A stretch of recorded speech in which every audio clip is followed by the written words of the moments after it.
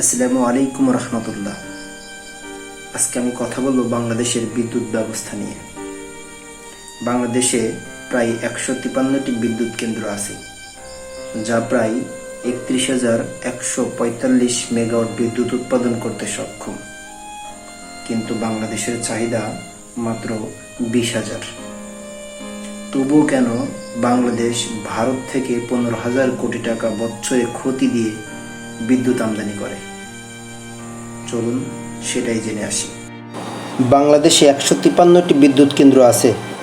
বাংলাদেশ বিদ্যুৎ বিভাগের তথ্য মতে যা প্রায় 31,145 মেগাওয়াট বিদ্যুৎ উৎপাদন করতে সক্ষম।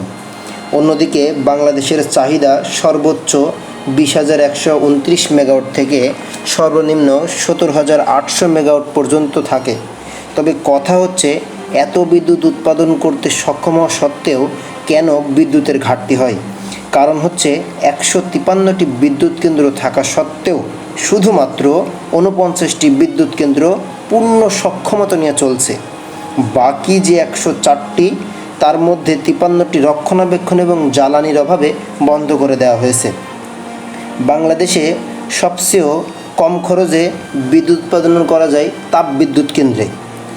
মোট 10টি তাপবিদ্যুৎ কেন্দ্র রয়েছে। তাপবিদ্যুৎ কেন্দ্রের কয়লা দিয়ে বিদ্যুৎ উৎপাদন করতে প্রতি ইউনিট প্রতি খরচ হয় 12 থেকে 14 টাকা। অন্যদিকে ভারত থেকে আনা বিদ্যুতের প্রতি ইউনিটের মূল্য হয় 16 থেকে 18 টাকা। তবুও ভারতের আদানি বিদ্যুৎ আমদানি করা হতো, যার জন্য বিদ্যুতের দাম প্রবৃদ্ধি পেয়েছে। আজকের পত্রিকার তথ্য মতে আদানি বিদ্যুৎ আমদানি করতে বাংলাদেশের প্রতি বছর 15,000 কোটি টাকা ক্ষতি হতো এবং আদানির সাথে চুক্তি ছিল 34% বিদ্যুৎ নেবে। যদি এর কম বিদ্যুৎও প্রয়োজন হয়, তবুও তাকে 34% বিদ্যুতের টাকাই দিতে হবে, যার ফলে বিদ্যুতের দাম প্রবৃদ্ধি পেয়েছে।